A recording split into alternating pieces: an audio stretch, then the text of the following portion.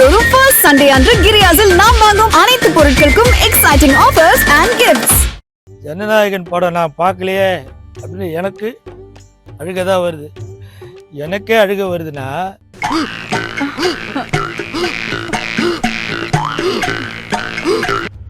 ஒவ்வொரு திரைப்படம் வெளியாகும் போதும் விதவிதமான கெட்டப்புகளில் தோன்றி ப்ரமோஷன் செய்பவர் கூல் சுரேஷ்.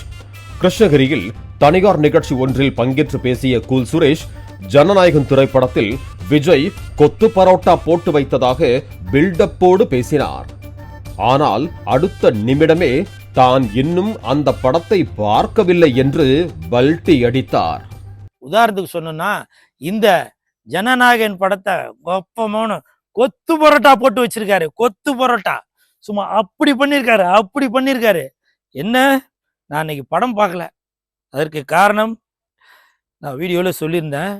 டெல்லியில் நீட் எக்ஸாமுக்காக மாணவ மாணவிகள், என் தங்கைகள், அண்ணன்கள், தம்பிகள், தங்கச்சிகள் எல்லாரும் அங்கே போராடிட்டு இருக்காங்க. இந்த உலகமே அந்த டெல்லியை நோக்கி தான் திரும்பிட்டு இருக்கு. படம் இப்போது பார்க்கவில்லை என்றால் இணையத்தில் கசிந்த போதே பார்த்து விட்டீர்களா என செய்தியாளர் கேட்டதற்கு, படம் கசிந்த போது தனது நண்பர்கள் சிலர் கண் எதிரே காண்பித்தார்கள், தான் படத்தை பார்க்கவே இல்லை என்றார். பிரம்மாண்டமா இருக்கு, கொத்து போராட்டம் போட்டு வச்சிருக்கிறாரு, ரொம்ப அருமையா படத்தை எடுத்திருக்கிறாரு நீங்க சொல்றீங்க. இதுக்கு முன்னாடியே படத்தை ஏதாவது பார்த்துட்டீங்களா, இல்ல என்ன சொல்லுவாரு? அதாவது நான் விஜய் சார் ரசிகன், அதனால தலையில நின்னாலும் இதுக்கு முன்னாடி நெட்ல ஜனநாயகன் படம் ரிலீஸ் ஆயிருந்துச்சு. என் கண் எதிர்க்க சில நண்பர்கள்லாம் படம் வந்திருக்கான் நான் பார்க்க மாட்டேன்னு சொல்லியிருந்தேன். ஏன்னா ஸ்க்ரீனில் பார்த்து விசில் அடித்து டான்ஸ் ஆடி அப்படி விஜய் சாரை கொண்டாடுறவன் நான். அப்படி இருக்கும்போது அந்த செல்ஃபோனில் வரதெல்லாம் பார்க்க மாட்டேன். இன்னைக்கு ரிலீஸ் ஆன இந்த ஜனநாயகன் படத்தை பல நண்பர்கள் என்கிட்ட சொன்னாங்கன்னா, படம் சும்மா கொத்து பரோட்டா போட்டார்னா அப்படின்னாங்க. அப்புறம் ரிவ்யூஸ்லாம் பார்த்தேன். தனுஷ் தேசிய விருது வாங்கியது பற்றி கேள்வி எழுப்பியதற்கு, 2031 தனுஷ் முதலமைச்சர் கூட ஆகலாம் என்று கூல் சுரேஷ் கூலாக பேசினார். அப்போது அருகில் நின்ற நபர் தன்னையும் எங்கு மாட்டி விடுவாரோ என நினைத்து அங்கிருந்து நைஸாக கழன்று கொண்டார். 2031 முதலமைச்சராக நிற்பதற்கு தனுஷார் அவர்கள் தயாராகி விடுவார். ஏன்னா இதே மாதிரி தான் பல சிக்கல்கள் கொடுத்துட்டு வந்தீங்க விஜய் சாருக்கு. இன்னைக்கு அவர் முதலமைச்சராக நிற்கிறாரு. அதே மாதிரி தனுஷ் அவர்களுக்கும் பல சிக்கல்கள் கொடுத்துட்டு வந்தீங்கன்னா 2031 முதலமைச்சர் கூட ஆகலாம். ஏன்னா இப்ப நீங்க எல்லாம் பார்த்துட்டு தான் இருப்பீங்க. அவர் பண்ற அந்த அன்னதான விஷயங்கள், கொடி எல்லாம் ரசிகர்கள்லாம் கட்டி ஆரவாரம் பண்ணிட்டு இருந்தாங்க. அப்புறம் திடீர்னு ஒரு தரப்பு இல்ல அது அபிஷியலா அறிவிக்கல அப்படின்னு சொன்னாங்க.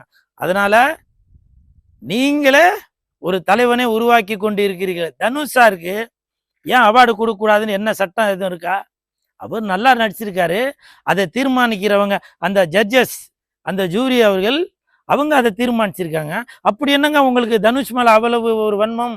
அவர் தமிழ்ல பெரியாளு, ஹிந்தியில பெரியாளு, தெலுங்குல பெரியாளு, மலையாளத்துல பெரியாளு, இங்கிலீஷ் படம் வரைக்கும் நடிச்சிட்டாரு. தமிழ்நாடு முதலமைச்சர் விஜய் வருடத்திற்கு ஒரு படம் நடிக்க வேண்டும் என்றவர். உதாரணத்திற்கு பவன் கல்யாணை டெபுட்டி கமிஷனர் என்று வழக்கம் போல உளர ஆரம்பித்தார். விஜய் சார், நீங்க வருஷத்துக்கு ஒரு படமோ இல்ல 2 படமோ நடிங்க, சரிங்களா? தமிழக முதலமைச்சராக இருந்துட்டு நடிக்கக்கூடாதுன்னு ஒன்றும் சட்டம்லாம் இல்லை, நடிக்கலாம். ஆந்திரால அந்த டெப்டி கமிஷனர், டெப்டி சிஎம் அவர்கள் நடிச்சிட்டு தானே இருக்காரு. நீங்க அதே மாதிரி நடிங்க. என்ன இன்னைக்கு ரொம்ப ஜாம் ஆகுது. இந்த உங்க சீட் தெரியுது, நீ மூடு. முதலமைச்சர் விஜய் மாலை 6 மணிக்கு மேல் வீட்டிலேயே வொர்க் ஃப்ரம் ஹோம் பார்த்துவிட்டு நடிக்க வந்துவிடுங்கள், மற்ற அமைச்சர்கள் இருக்கிறார்கள், அவர்கள் பார்த்துக் கொள்வார்கள் என எப்போதும் போல வில்லங்கமாக பேசினார். 6 மணிக்கு மேல ஒர்க் ஃப்ரம் ஹோம் மாதிரி தமிழகத்தில் உள்ள நீங்க முதலமைச்சரா பொறுப்பேற்றிருக்கனால அந்த சட்டம் ஒழுங்கு மற்ற விஷயங்கள் எல்லாமே 6 மணிக்கு மேல நீங்க ஒர்க் ஃப்ரம் ஹோமா பாங்க. பகல்ல நம்ம அமைச்சர்கள் இருக்காங்க.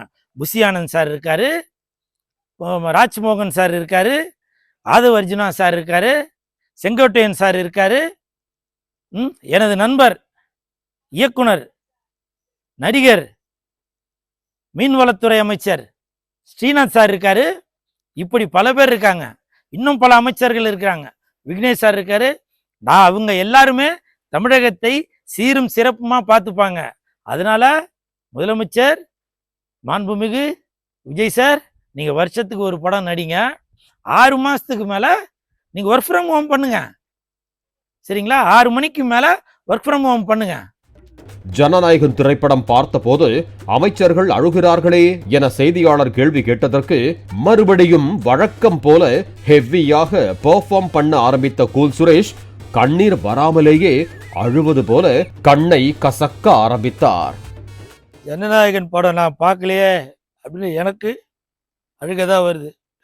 எனக்கே அழுக வருதுன்னா அந்த அமைச்சர்களாக இருந்தவங்களுக்கு, அவர்களும் மனிதர்கள் தானே. அந்த படம் பார்க்கும்போது அவங்க அழறங்க, அவங்க அழற ஆனந்த கண்ணீர் விடுறாங்க. தன்னுடைய தலைவனை முதலமைச்சரை ஸ்கிரீன்ல பார்க்கும்போது இந்த படத்தை, ஜனநாயகன் படத்தை வெளியிட விட முடியாம எவ்வளோ இடைஞ்சல்கள் நடந்ததே. இன்னைக்கு அந்த படத்தை, அந்த தெய்வத்தை நம்ம ஸ்கிரீன்ல பார்க்குறோமே அப்படின்னு நினைக்கிறப்போ அவங்களை அறியாமல் வர ஆனந்த கண்ணீர். அமைச்சர்களும் அவர்கள் மனிதர்கள் தாங்க, புரியுதுங்களா? அவங்க கல் இல்லை, அவங்க மனிதர்கள். அதனால அவங்க கண்ணுல வருது, அவங்க கண்ணில் வருது அது ஆனந்த கண்ணீர். நான் அந்த படம் பார்க்கலையே அப்படின்னு இல்லை, எனக்கு அவ்வளோ மனசு வருத்தமாக இருக்கு. இருந்தாலும் பார்ப்பேன்.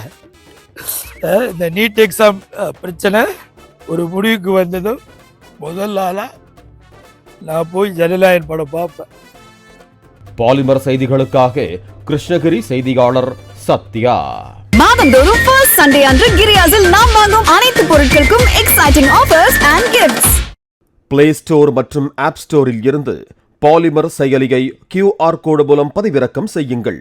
செய்திகளை உடனுக்குடன் பெறுங்கள்.